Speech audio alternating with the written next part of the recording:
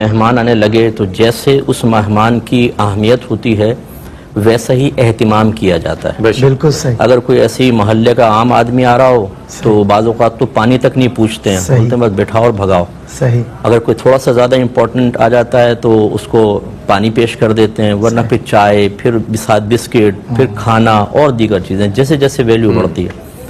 ابھی رمضان جو ہے یہ وہ مہینہ ہے کہ جو نیکیاں بھی ساتھ لاتا ہے, گناہوں کا کفارہ, نجات, اللہ کی رضا, نبی کریم صلی اللہ علیہ وسلم کا قرب, اچھی موت, عذابات قبر کی دوری, میدان محشر میں عزت, پل صراط پر آسانی.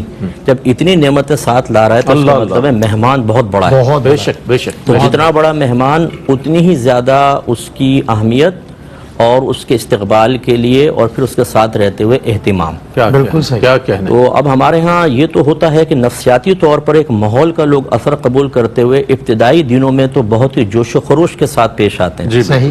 سحری میں بھی برتن کھڑکھڑا رہے ہوتے ہیں, بعض اوقات تو بچے پہلے ہی جاگ کر دسترخوان پہ بیٹھ جاتے ہیں. مسجدوں میں بہت زیادہ رونق شروع ہو جاتی ہے. بعض مسجدوں میں دیکھا ہے کہ گیٹ تک پبلک ہوتی ہے, فجر کے اندر بھی اور پھر تراویح وغیرہ کے اندر جگہ ختم ہو جاتی ہے. لیکن جیسے جیسے یہ دن آگے بڑھتے ہیں پھر یہ دیکھا ہے کہ وہ جو ایک نفسیاتی طور پر ماحول کا اثر قبول کیا گیا تھا, اندر سے ایک تحریک نہیں تھی.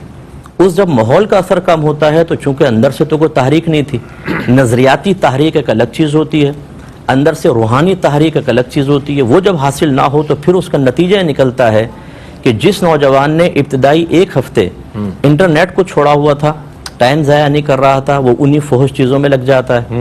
ہماری فجر کی جماعت تک سمٹ کر چند صفوں تک محدود ہو جاتی ہے. صحیح فرمایا. تراویح میں لوگ غائب ہو جاتے ہیں.